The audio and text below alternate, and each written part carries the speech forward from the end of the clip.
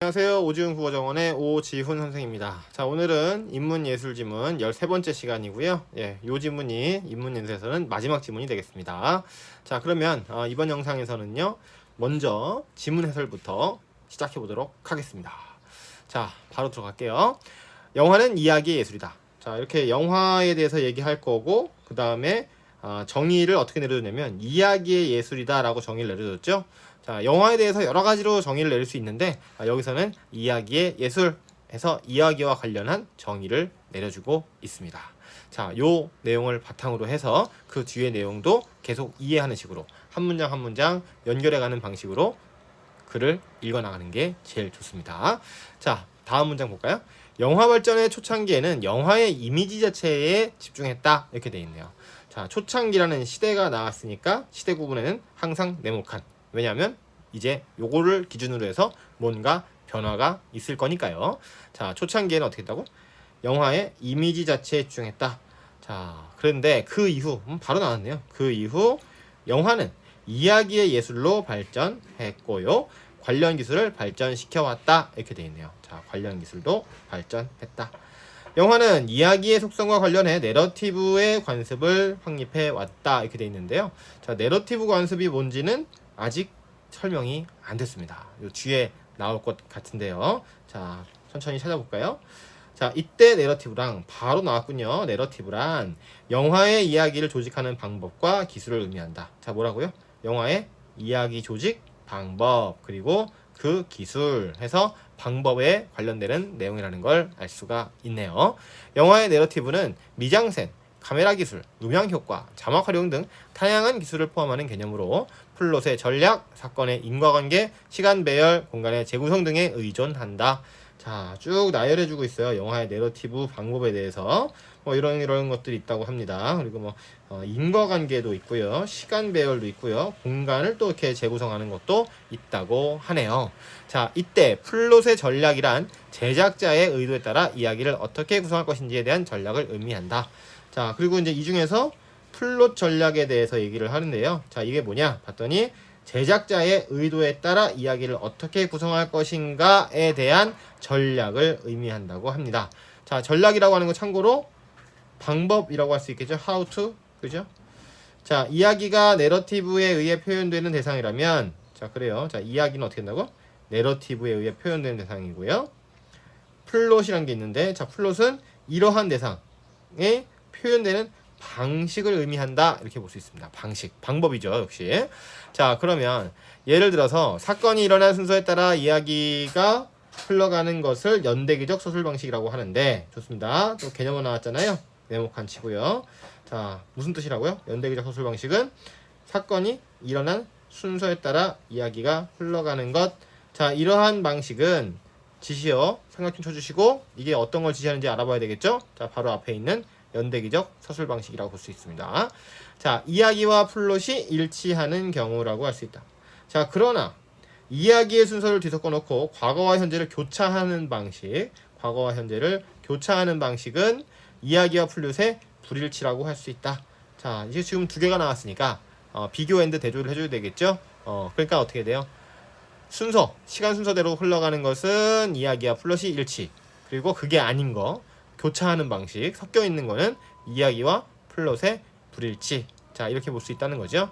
그리고 이와 같은 플롯의 전략은 영화적 흥미를 발생시키는 주요한 기능을 한다. 영화적 흥미를 발생시킬 수 있다. 이런 얘기가 되겠네요. 중요하다고 하니까 당연히 중요한 게 되겠죠, 그죠?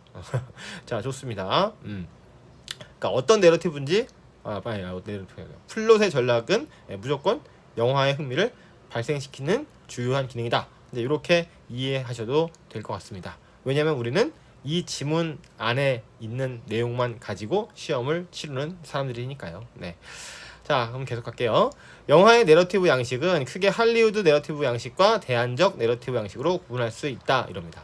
자, 지금 친절하게 여기 기억, 여기 니은 이렇게 나왔으니까, 그리고 똑같이 내러티브 양식이지 않습니까? 다만 얘는 할리우드, 얘는 대안적이니까 공통점과 차이점이 있겠습니다. 자, 그럼 공통점은 앞에서 얘기한 내러티브 양식에 대한 설명이 공통점이 되겠고요. 그 다음에 여기 보는 것처럼 할리우드 그리고 대안적 이렇게 이 할리우드는 어떤 것이고 대안적은 어떤 것인지 요 설명만 정리를 하면 요 기억 니은에 대한 설명은 끝이 난다. 시험 볼 수 있다. 문제를 맞출 수 있을 확률이 무지하게 높아지고 있다라고 볼 수가 있겠죠. 네. 자, 그러면 가보겠습니다. 어떤 특징이 있는지요. 자, 할리우드 내러티브 양식은 개념은 나왔으니까 일단 내놓고 치는 거예요. 자, 쳐놓고 1920년대 이후 또 시대 나왔죠. 할리우드 스튜디오 시스템에 의해서 자리 잡은 것으로서 상업 영화의 특징을 가장 잘 보여주는 양식이다. 그렇습니다. 상업 영화의 특징이 잘 드러나 있다 이겁니다. 자, 이 양식으로 제작된 영화들은 이야기 전개의 인과관계를 중시 여긴대요. 또 복잡한 기술과 스타일의 실험보다는 복잡한 기술 이런 것도 좀 피하려고 그러고 스타일 복잡한 거 싫어해요. 관객들이 이해하기 쉽고 납득할 수 있는 이야기 전개를 우선시 여겼다. 이렇게 돼 있네요. 특징이요. 자, 하지만 하면서 전환되고 있죠. 바뀌고 있어요. 흐름이. 자, 이 양식이 관객의 이해를 돕기 위해 이야기를 단순하게만 전개하는 것은 아니다. 자, 꼭 단순한 것만은 아니래. 할리우드의 내러티브 양식은 복잡한 플롯의 전략에 입각한다. 이렇게 돼 있습니다. 이야기의 관습과 유형을 체계적으로 확립하고요. 원인과 결과의 연결을 위해 치밀하게 계획된다. 이겁니다. 또 명확한 목표를 지닌 능동적 캐릭터를 만들었다. 그렇습니다. 능동적 캐릭터도 있네요. 자, 권선징악이나 흑백 논리의 이분법적 구도를 형성한다. 아, 그렇습니다. 우리 편 아니면 나쁜 편. 자, 이렇게 영웅적 개인이 우여곡절 끝에 목표를 달성하는 폐쇄적 결말의 형식을 취한다. 개념은 나왔잖아요. 그죠? 폐쇄적 결말. 네. 자, 이때 폐쇄적 결말이란 이야기 전개가 인과관계에 따라 해피엔드나 문제 해결 같은 정형화된 방식. 우리가 알고 있는 그 해피엔딩 그리고 문제를 해결했어. 자, 이런 정형화된 결말로 귀결되는 것을 의미한다. 정형이라고 하는 건 뭡니까? 형식이 모양이 정해진, 그죠? 정형, 형정. 왜 형정이라고 안 할까요? 정형이라고 하는 거죠, 그죠? 자, 좋습니다. 그래서 이제 할리우드 내러티브 방식에 대해서 충분히 설명을 해줬고요. 자, 그럼 당연히 이제 내러티브가 아니 그 대안적 내러티브 양식이 나오겠죠. 자, 그럼 계속 볼까요? 한편 할리우드 내러티브 양식에 맞서 대안적 내러티브 양식도 발전해 왔다 이렇게 돼 있습니다. 자, 그럼 어떻다고요? 할리우드랑 맞섰다고 그랬으니까 서로 반대되는 개념이라고 볼 수가 있겠네요. 네. 자, 대안적 내러티브 양식에 대한 설명이 들어갑니다. 자, 대안적 내러티브 양식은 주로 유럽의 예술 영화와 제3세계 민중 영화를 통해 발전해 왔다. 자, 아까 헐리우드는 지역이 미국 헐리우드잖아요. 근데 여기서는 유럽이고요. 그 다음에 저기는 이제 관객들이 좋아할 만한 거였다 그러면 여기는 예술 영화, 제3세계 민중 영화, 자, 이런 걸 통해서 발전해 왔다고 합니다. 자, 이 양식은 영화의 상업적 성격에 반대한다. 그렇죠. 왜냐하면 할리우드가 상업적 성격이 강했잖아요. 그러니까 반대하고요. 자, 영화의 예술적 성격을 강조하고 대중의 자각을 중시한다. 또 이 양식은 인과관계에서 탈피한다. 그렇죠? 자, 여기서도 탈피하는 모습, 불확실하고요. 그 다음에 모호한 그런 내러티브 구조를 갖는다는 거죠. 뒤엉키고 혼란스러운 다원적 시점이고요. 뒤엉켜 혼란스러워 다원적이야. 주인공은 영웅적 인물로 그려지지는 게 아니고 영웅적 인물이 아닙니다. 선생님 잘못 쳤어요. 자, 이렇게 하고 자, 이야기 전개보다 캐릭터의 내면적 심리적 갈등과 고민의 탐구에 집중한다. 자, 내면적인 묘사, 심리적 갈등, 고민 탐구, 자, 이런 거에 집중하면서 열린 결말을 추구한다 이거죠. 네. 자, 여기가 X표니까 여기는 동그라미인 겁니다. 그래야지 눈에 확 들어오잖아요. 나중에 다시 찾아볼 때, 이른바 설치력을 발휘할 때 이렇게 OX 표시는 상당히 유용하게 쓸 수가 있어요. 바로바로 눈에 들어오니까요. 자, 그래서 원인과 결과 나왔죠? 우리 또 인과관계 중요한 거 아니겠습니까?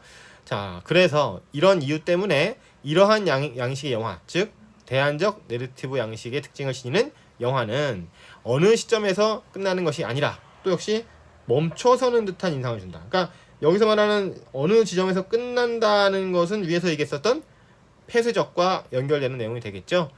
근데 여기서는 그게 아니고 대안적 내러티브에서는 멈춰서는 듯한 인상을 준다는 거. 네, 좋습니다. 정형화되거나 명확한 끝맺음을 제시하지 않는 경우가 많다. 네, 좋아요. 이런 거 별로 없습니다. 또 기술적 측면에서는 불연속성과 분리의 미학을 추구하여 시간의 흐름에 따른 연속 편집의 규칙을 파괴해.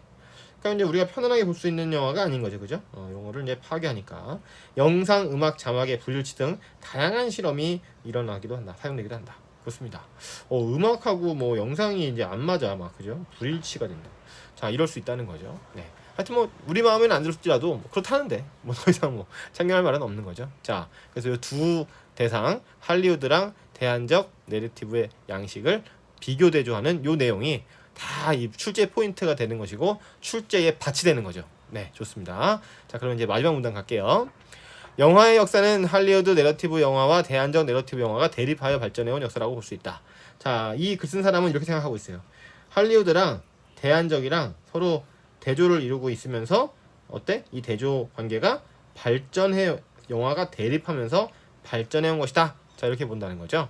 자, 이는 서사 예술로서 이야기를 만드는 기술을 확립하려는 노력과 이미지 예술로서 영화적 기법을 발전시키기 위한 노력이 대립해온 역사라고 볼 수 있다. 자, 이것들 관해서 여러 얘기할 수 있는데 이 사람은 뭐라고? 서사 예술로서 이야기를 만드는 기술을 확립하는 노력하고 이미지 예술로서 영화의 기법을 발전시키는 노력이 대립해왔고 그렇게 발전해온 역사라고 볼 수 있다는 거죠. 지금 마지막 문단이기 때문에 여기서는 이제 요약 및 정리를 해주고 있는 거죠. 네. 자, 영화의 탄생 이래 오락으로서의 영화와 예술로서의 영화라는 두 경향의 대립은 명백히 존재해왔다. 하지만 전환됩니다. 자, 이러한 두 경향은 독립적으로 존재했다기보다는 서로 영향을 주고받으면서 대중예술로서의 영화의 미학을 풍요롭게 발전시켰다. 그래서 이제 서로 영향을 주고받는 관계라고 본다는 거죠. 서로 이제 싸우고 뭐 적대치하고 그런 게 아니라 서로 영향을 주고받는다. 자, 이런 얘기가 되겠습니다.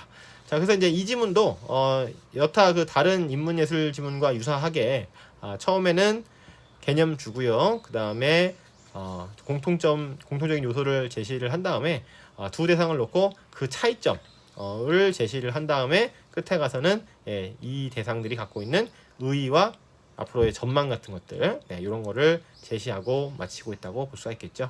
자, 아주 전형적인 인문지문 글이 되겠습니다. 자, 그러면 이 다음 시간에는 문제풀이 함께 해보도록 하겠습니다. 고맙습니다.